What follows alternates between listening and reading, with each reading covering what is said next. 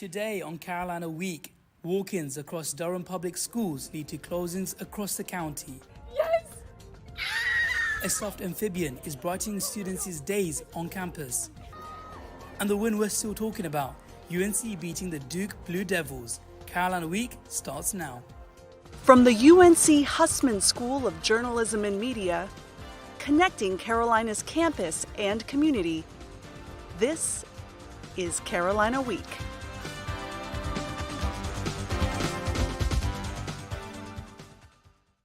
To Carolina Week, I'm Musim Mahmood. And I'm Samantha Hoffman. We begin today with live coverage of the news developments in the ongoing dispute between Durham Public Schools and thousands of employees. Chris Williams is at a school and in Durham, and Akshay Gokul joins us in the studio. But first, we want to warn you that emergency sirens could go off at any moment. This is just a test. Alert Carolina will be testing them between 11 a.m. and 1 p.m. Again, the sirens are just a test. Back in Durham, the Durham Association of Educators are saying they're staging walk-ins at more than 30 schools this morning. Carolina Week's Chris Williams joins us from those schools. Chris, what did you see out there? Thank you, Musin. Thank you, Musin. As he was saying, I'm at the Fuller Administration Building downtown, where the DPS Board of Education will be having special meetings tonight and tomorrow, as well as a work session to resolve budget issues surrounding classified staff. Earlier today, I was at Merrick Moore Elementary, which is one of 30 schools where the Durham Association of Educators hosted walk-ins in support of these staff. Think bus drivers, custodians, cafeteria workers. We saw these workers giving short speeches and leading chants before walking into the school with picket signs before the school day officially started. This follows protests and an emergency meeting last Friday. I went to both of those with Akshay last week, and he has more to share about what we witnessed.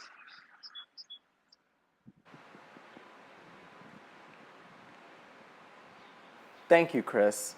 Last Friday, Chris and I attended the DPS school board meeting and saw firsthand how tensions between the Durham Association of Educators and the DPS school board are rising. And look, this is not the first time these employees have protested. 7 Durham public schools closed on Monday after staff called in sick to protest the outgoing pay dispute. And 12 different schools closed last Wednesday for the same reasons. We talked with some employees who told us what they need from the district to come back to work.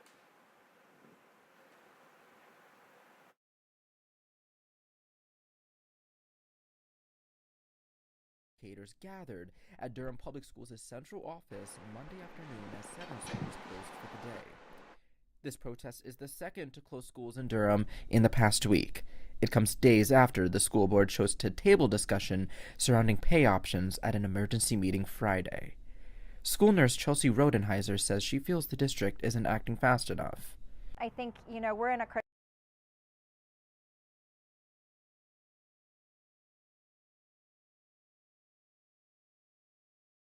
Director of Strategic Communications told us the school system's attorneys have advised them not to answer questions at this time. The board is holding an emergency meeting tonight. Back to you. Actually, Chris, thank you very much. We'll keep you updated as the story develops. Back in Chapel Hills, the Tar Heels are back on top for the first time since 2022. UNC beating Duke in the Dean Dome this weekend. It's the first time that the Tar Heels have won over the Blue Devils in Chapel Hill since 2021. And of course, the victory in the Dean Dome was met by a rush on Franklin Street. This includes a mile run, more likely a jog, from the Dean Dome on Franklin. Students were dancing, climbing trees, lighting fireworks, and reveling in what was 672 days in the making. He's a fraud. That one guy should stick to making TikToks. And OJ is him. We're natty bound. I'm feeling so good. Oh my God. Go Heels, baby. I'm feeling fantastic. My freshman year we rushed Duke, so this is a big moment for me. Yeah. I was sitting all the way from the Dean Dome. It was so fun. I'm my best friend's shoulders. This is Caroline. The Tar Heels were back in action yesterday. Sports Extra anchor Landon Elliott will be bringing you the breakdown of that game and more later this morning. LGBTQ plus activists in the Triangle say they're waiting to see what will happen since a federal complaint was filed against North Carolina's Senate Bill 49, titled the Parents' Bill of Rights. The controversial law was passed in August 2023. Now, an Asheville-based group has filed this Title Now complaint, asking the U.S. Department of Justice and the Department of Education to step in. The move comes about a week after Chapel Hill Carberry City Schools said it would not adopt two portions of the bill that limit conversations about gender identity and mandate reporting of any changes in identity to parents. Supporters of the law say it's about defending parents' rights. In the meantime, organizations like Durham LGBTQ Center say they will work to make sure LGBTQ plus children can find safe spaces outside the classroom. In his first semester as interim chancellor, Lee Roberts says he has four main goals. Number one, do no harm, as it says in the Hippocratic Oath. Number two, ensure a smooth transition. Number three, make sure students, faculty and staff have what they need. And finally, number four, leave the place a little bit better than you found it. A lot about higher education. I think I've shown that in what I've done previously. I care a lot about public service, and I care a lot about the future of this state. So that's what made me so pleased to be asked to serve. Students on our campus have shared their reaction to the appointment. Heard that he came from another school, but I haven't heard enough about him to make like an actual opinion. I think it's concerning he doesn't have a background in education. There's a lot of controversy because he is someone who is more right-wing, and this is more of like a liberal campus. As an environmental student, I'd really love to see a little bit more funding in that department. So I hope he kind of assesses what the school needs and what would benefit the school. He began earlier this semester, replacing Kevin Guskowitz, who stepped down to lead Michigan State University. Roberts was a member of the UNC Board of Governors, a position he took in 2021.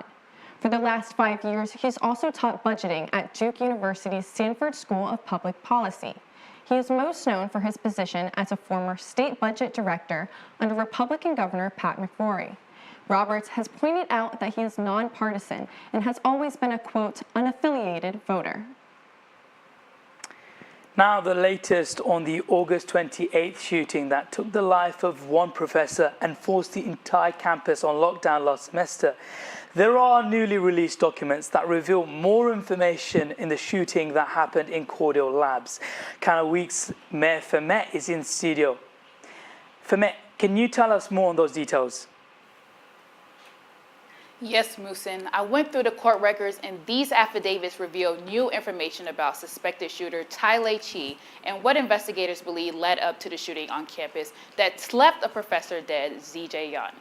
Here's what the affidavit states. Detectives believe that the alleged shooter bought a gun from a seller he found on an online firearm exchange site, and he was at the shooting range 2 weeks before the deadly shooting on campus.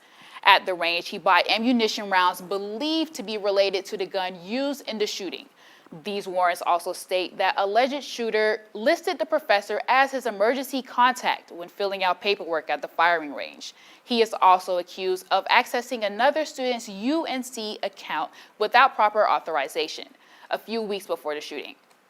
A reminder, police are still searching for the gun used in the shooting, and they have not yet revealed a motive. Two big questions surrounding the investigation. Now, Tylee Chi was taken into custody by police on August 28th and was declared unfit to stand trial later in November. His next scheduled court appearance is in June. Samantha? Thank you, Mayor. A crash between a car and a train in Durham. This was the scene near University Station and Station Road yesterday. Firefighters say one person was trapped in the crash, but they were able to get the person out. The community continues to mourn after a car accident claimed the life of UNC student Mary Molly Elizabeth Rotunda. Canada Week's Jessica Simmons tells us the impact Molly left on her community through friends and family. Molly Rotunda was a Greensboro native and UNC sophomore studying human development and family science. She had a passion of helping children and serving others. She was 20 years old. On Saturday morning, nearly 1,500 people filled the pews at this church, the Christ United Methodist Church in Greensboro, to remember her. Grief filled the room as the people coped with the loss of what police say was a car accident at this intersection 2 weeks ago in the middle of the night before the sun came up.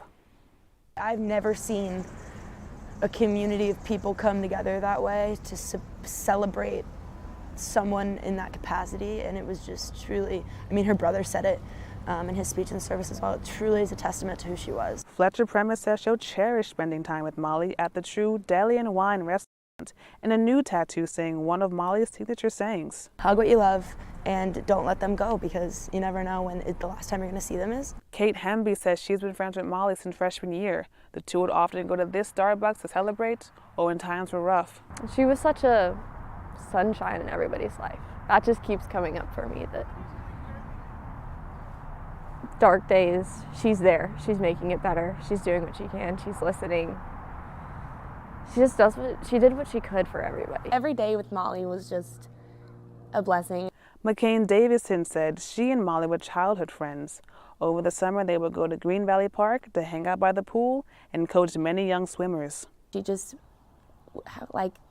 was so constantly uplifting and selfless and lived every day for other people. And so you could see by how many people were at the service that she really lived more in 20 years than a lot of people do in their entire lives. In Chapel Hill, I'm Jessica Simmons, Carolina Week. It is a tragic story, but thank you, Jessica, for letting the Carolina community learn more about who Molly is.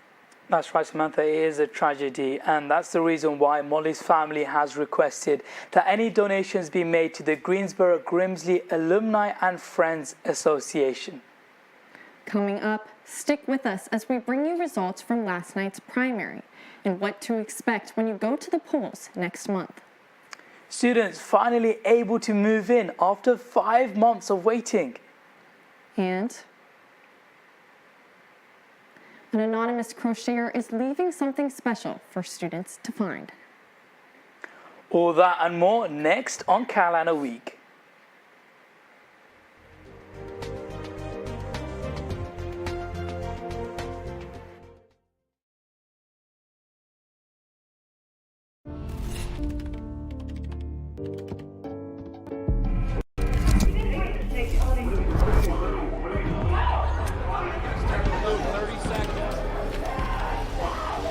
I'm an ex-drug dealer, and I'll be your sub today.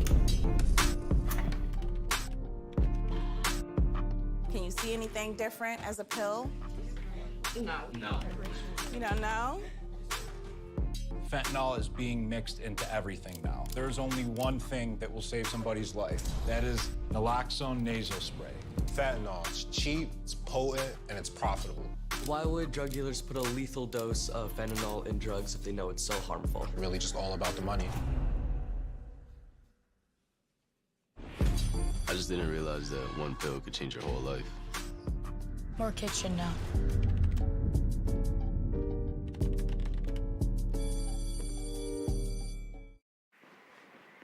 Welcome back to Carolina Week. Primary season is in full swing. 3 primaries are already in the books, and another is coming up right here in our state.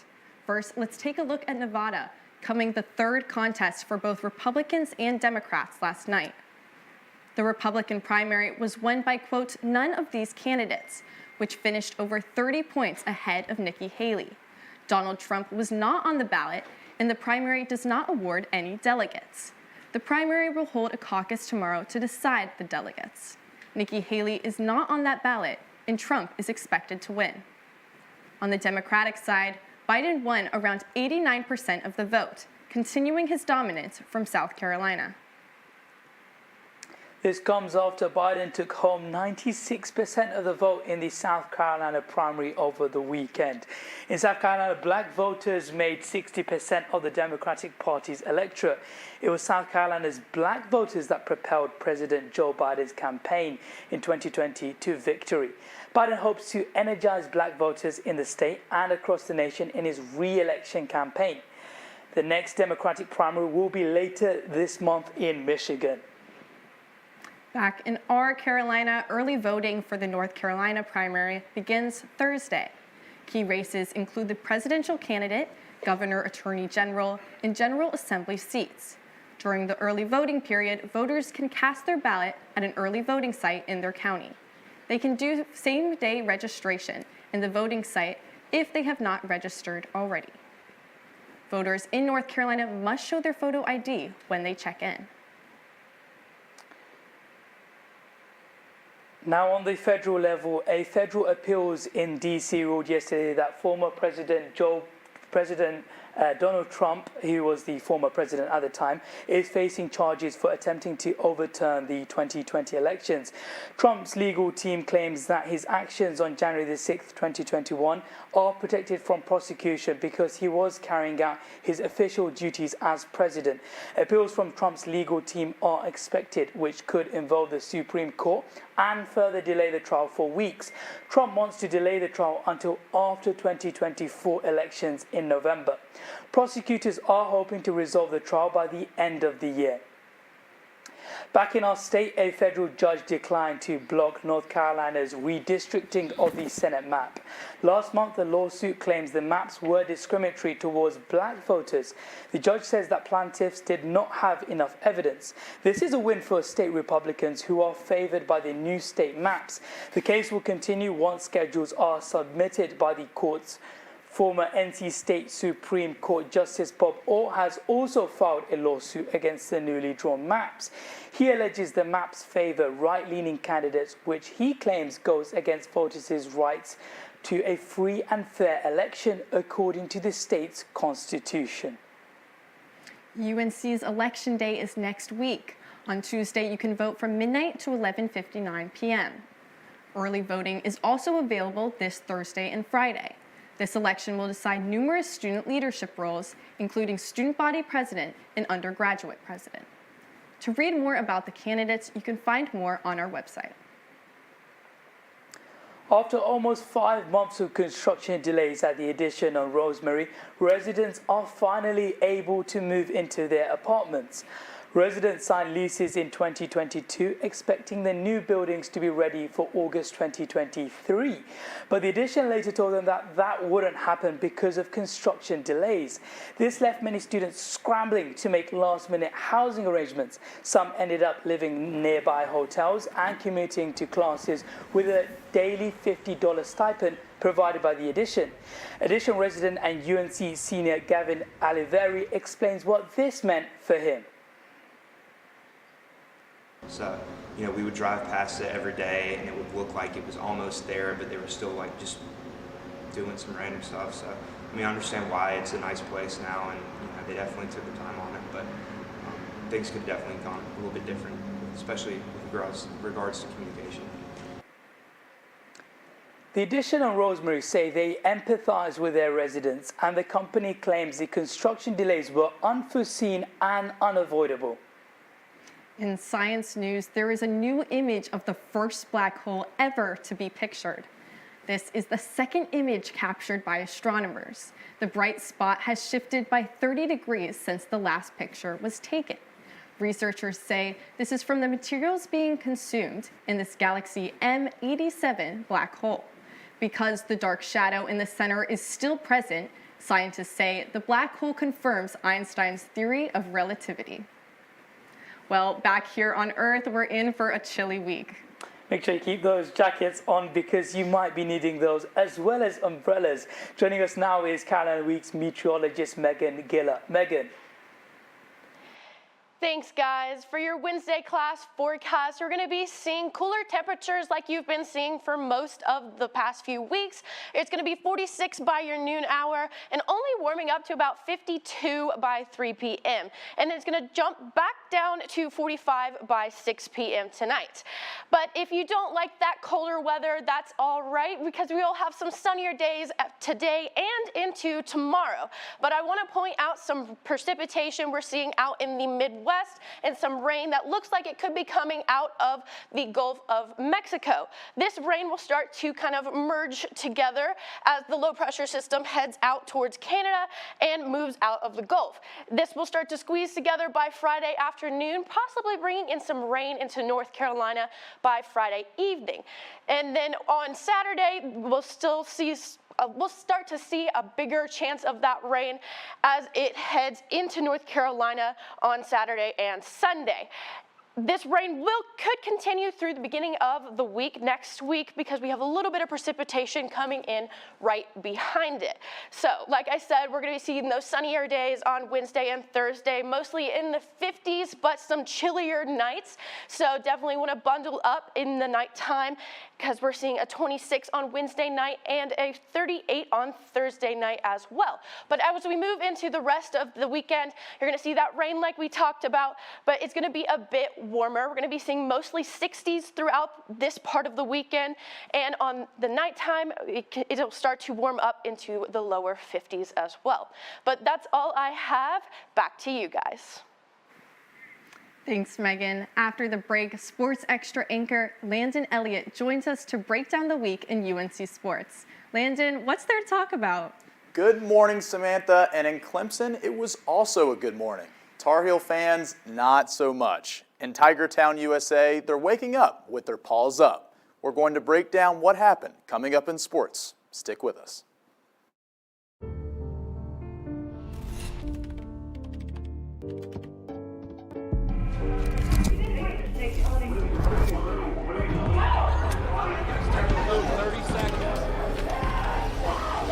I'm an ex-drug dealer, and I'll be your sub today. Can you see anything different as a pill? No. You don't know? Fentanyl is being mixed into everything now. There's only one thing that will save somebody's life. That is naloxone nasal spray. Fentanyl, it's cheap, it's potent, and it's profitable. Why would drug dealers put a lethal dose of fentanyl in drugs if they know it's so harmful? Really just all about the money. I just didn't realize that one pill could change your whole life. More kids should know.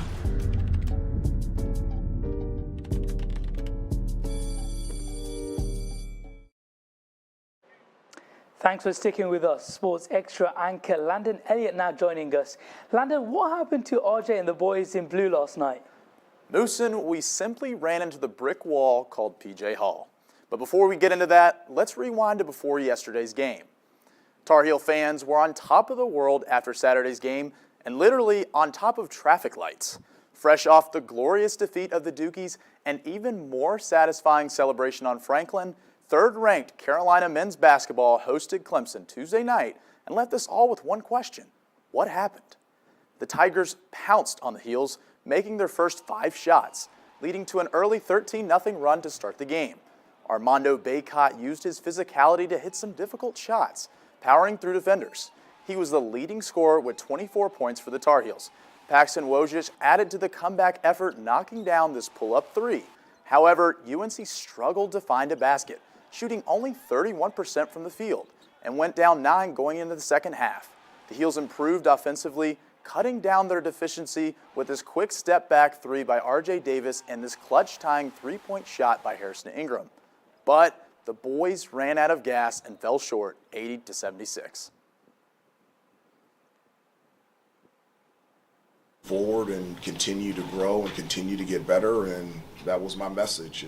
It doesn't matter whom we play. It's almost time to say, take me out to the ball game. With 10 days left until opening season, the Diamond Heels keep racking up preseason accolades. The Heels are ranked at 15th nationally in the preseason coaches poll. Anthony Donofrio has been named to the National Collegiate Baseball Writers Association preseason second-team All-America, and Vance Honeycutt is preseason first-team All-America through Baseball America. Carolina is looking forward to an incredible season starting on February 16th at the Bosch. Tar Heel hockey faced off against the NC State Ice Pack at PNC Arena Monday evening for the Carolina Classic. Early into the first period, the Ice Pack put themselves on the scoreboard first with this quick shot from Garrett Areen. The Heels failed to capitalize on the two-man advantage from overlapping power plays, as the three remaining Pack members successfully pushed the Heels back from the shot zone, although Leighton Walsh was able to get the puck in the net for the Heels. Another goal from Irene, along with two other goals, put the Ice Pack ahead 4-1 at the end of the second period. Carolina was unable to control the puck and catch up in the third, but a final goal from Daniel Kaber left the Heels skating off ice with a 5-2 loss. Now, we all love our men's basketball team, but let's not sleep on the men's JV basketball team. The JVers took on Mount Olive yesterday afternoon. The team started off with momentum as freshman guard Russell Haskin had clutch fast breaks to drive up the lead.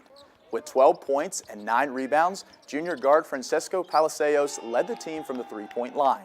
Sophomore forward Jaden Owens sealed the win with this dunk late in the second half. The Heels win 64-52. Sunday through Tuesday, the women's golf team took to Orlando to compete in the UCF Challenge. The Heels walked away with the overall team win. They crushed the competition, finishing 18 strokes ahead, and also sported some impressive individual play, with top 10 finishes by Megan Stryker and Kayla Smith. The Heels resume play February 18th against Michigan State. And tune in to Sports Extra on Friday as we preview another exciting week of Carolina athletics. Back to you guys at the desk.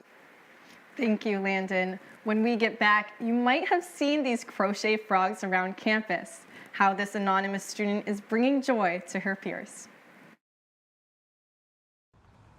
Even though we didn't grow up together, he's my favorite brother. Hey, sis. I'm the baby of the family, and he's the gentle giant.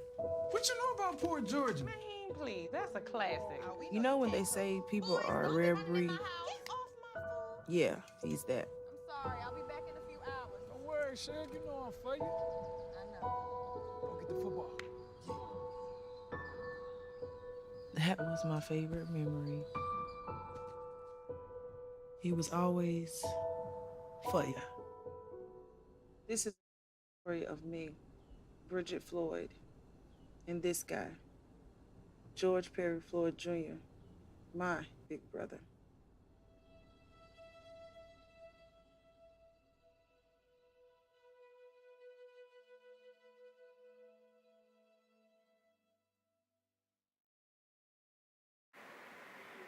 Welcome back to Carolina Week. It's Black History Month and the Carolina Association of Black Journalists is hosting a screening of the WRAL documentary Ghosts in the Stadium. It's a documentary that covers the dark history behind college football stadiums across the Carolinas, including one right here on UNC's campus. The CABJ president explains why they want people to see the documentary. It's important because there is so much history that we don't know about, and it needs to be brought to light. I mean, these are people's lives that we were talking about. Now, if you want to check that out, make sure you go to Carroll Hall tomorrow at 5 p.m. An anonymous new campus celebrity is on the rise here at UNC. A student known as the Crochet Frogger has been leaving little homemade frogs around campus to brighten people's day. I have a friend who's been tracking down these frogs, and he says he full-on will run across campus and someone will beat to him. It is a really cute way that this student is getting other students excited about the small things around campus. Now, the Crochet Frogger is partnering with UNC Loves You this Valentine's Day. One lucky raffle winner will receive a bouquet with a crochet frog. For more information, visit at UNC Frog UNC on Instagram. Samantha, I was definitely jumping around like a frog over the weekend, especially after that Duke win. It is a shame that we obviously lost last night, but we definitely will be thinking about the game that comes ahead as well. Yeah, I'm counting down the days to that next Duke game. I want to be rushing Franklin again. There's nothing quite like it, the environment there, don't you think? Absolutely. I mean, for me, it was the first time to rush Franklin Street. The atmosphere, the intensity, and just seeing that kind of sense of community and people coming together as well. No, and it's cool because both schools have their own tradition of it, but I definitely prefer when we're the ones on the street. Thank you so much for watching this edition of Carolina Week. Make sure to tune in next week to see the return of Covering Carolina.